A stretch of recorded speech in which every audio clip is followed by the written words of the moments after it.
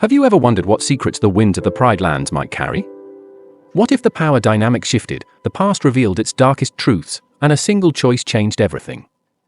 Well, let me take you on a story of betrayal, guilt, and redemption. A story you think you know, but with a twist. What if Scar, the lion who clawed his way to the throne, didn't just take the crown but also Mufasa's family?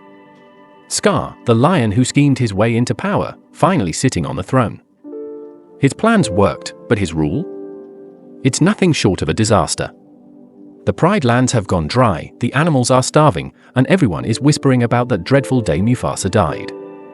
But here's where the twist comes in. Secrets have a way of surfacing, and the truth about Mufasa's death didn't stay hidden for long. And how was it revealed? Through Zazu's girlfriend, who happened to be pooping nearby, seeing everything when Scar committed the act. Sarabi wasn't ready for this revelation. The love of her life, Mufasa, was betrayed and killed by his own brother.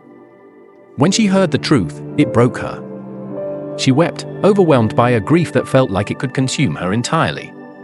But Scar was watching, and at that moment, he decided to try and spin the narrative. He stepped forward and admitted what he did, but his justification? It was all for her. He claimed it was driven by his love. Then, in a bold and unexpected move, Scar proposed. And Sarabi, caught between her pain, her responsibilities to the pride, and perhaps an ounce of selfishness, said yes. She rationalized it as the necessary choice. To protect the pride. But deep down, she also saw it as a way to grasp at her own power.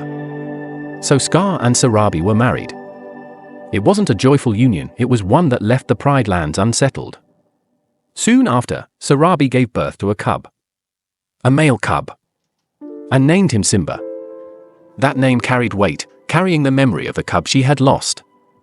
Scar accepted it, but whether it was out of genuine care, strategy, or fear of Sarabi's strength, we may never know. While all this turmoil played out in the Pride Lands, Simba was none the wiser. He was in the jungle, carefree, living a simple life with his friends. But time has a way of catching up. Zazu, realizing the dire state of the Pride Lands, decided to intervene. He found Simba and explained everything. Or rather, almost everything. Zazu left out one important detail. He never mentioned the birth of the new cub. He told Simba about Scar's rule, the devastation of the kingdom, and Sarabi's controversial decision to marry Scar. All of this was enough to reignite a fire in Simba that had been dormant for too long. When Simba arrived, his roar echoed across the Pride Lands. The animals looked up in awe and fear, and life seemed to pause for just a moment. Sarabi, upon hearing the roar, believed, however briefly, that it was Mufasa himself. She hid from the sight of him, overcome by the weight of her guilt and regret. But Simba had no time for misunderstandings. He marched straight into the den, determined to confront Scar and demand answers. But before he could even speak, Sarabi poured out her guilt, explaining her decision. She defended herself, saying she married Scar to protect what was left of the kingdom and to preserve the royal bloodline. Simba, though furious, chose not to reveal himself yet. Instead, he firmly declared, "I am Mufasa." That proclamation silenced the den. Scar, shaken to his very core, was reduced to a trembling shadow of the lion he once pretended to be. Simba accused Scar of not only failing the pride, but of betraying the family and the legacy Mufasa left behind. Simba ordered Scar to leave the kingdom, taking Sarabi with him, a demand meant to draw a line under their actions and absolve him of dealing with the depth of his pain.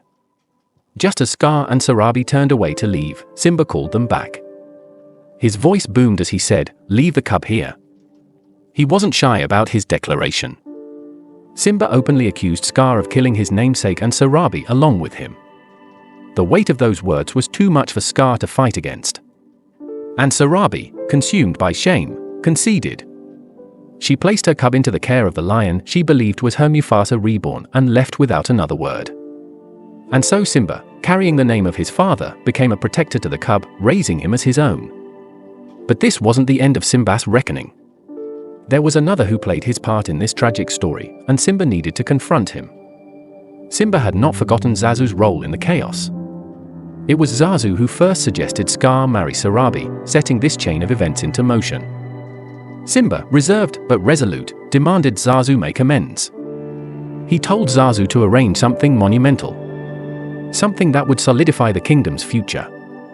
And with that, Zazu began what might have been the most important mission of his life. Zazu's mission led him to Nola. And when Simba saw her again, it was as if a new dawn broke over the Pride Lands. Here was an opportunity not just to restore the pride, but to create something stronger, more resilient, and filled with hope. Thanks for joining us on this wild ride through history's hilarious twists. If you enjoyed our journey into alternative realities and the unexpected turns of the past, make sure to hit that subscribe button for more twisted reimaginings. Remember, every story has a twist waiting to be told. Until next time, keep laughing and exploring the bold side of history with us at Twisted Tales.